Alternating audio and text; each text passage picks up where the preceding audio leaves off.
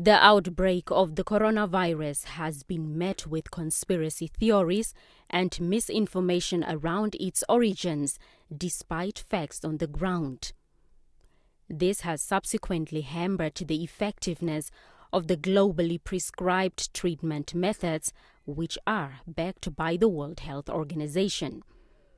Vaccines are the most questioned, with conspiracy theorists running disinformation campaigns aimed at persuading people not to take the shots. These campaigns seem to have caused confusion and have created pro- and anti-vaxxers, judging from the questions posed during the First Lady, Monica Gaingo's conversation with medical and mental health experts. To me, those international conspiracy theories are detracting us from the fact that right now, in all of the hospitals these doctors are working, people are dying.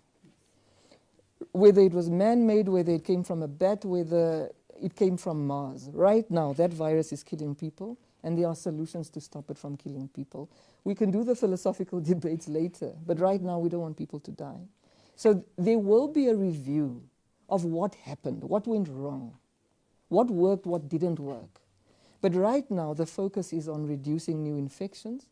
The issue about elites trying to sell a vaccine, in the Namibian context, they're making it as if we are the elites who have this plot. But in every country, this theory is there. So there must then be some kind of global elite WhatsApp group where everybody is making money like some kind of pyramid scheme. I'm not in that WhatsApp group. I don't make a cent from a single vaccine. The specialist warned that false information about the virus may contribute to mental health conditions like anxiety and depression. The lies that are being spread, I have to call it bluntly lies. There's something we call in psychiatry called delusions. So delusions are fixed false beliefs that a person has that are not in keeping with their culture or religion.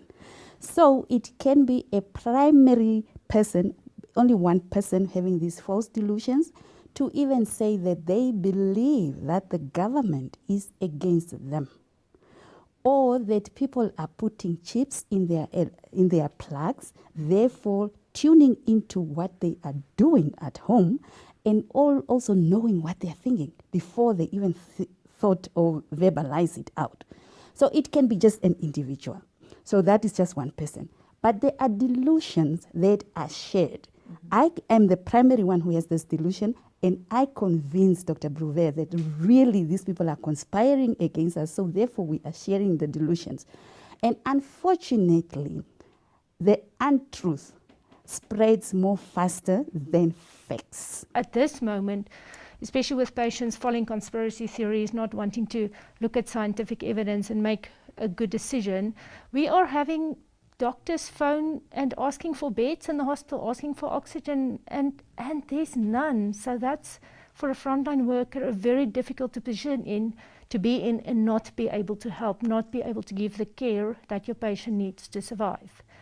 So I think people can really just look at the evidence, the way that we've been developing medicines and vaccines for over the years. Nothing was done differently except that the world worked together. If people wanted to, if the whole theory about the 5G chip, people monitoring you, if you don't want that to be done, then put away your phone, because we know exactly, if people know where you are and where you're moving, what you're saying, because you carry your phone around.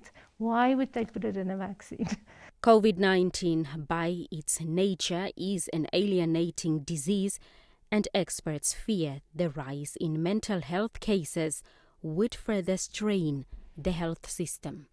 And now you can imagine all of those medical officers that have been mobilized. All of our specialist physicians are stretched to their capacity. I think everybody's spread thinly over. It really is, it's not as if nothing is being done. On a daily basis, you find yourself on the verge of tears when you have to decide between somebody who's, for example, 34 years old or somebody who's 55 years old, but they're both productive members of society. So really we are very, very short-staffed and we are pushing ourselves. So I want also everybody to know that we really are not just standing behind being lackadaisical. Efforts are being made, actually on a minute-to-minute basis, if you think about it.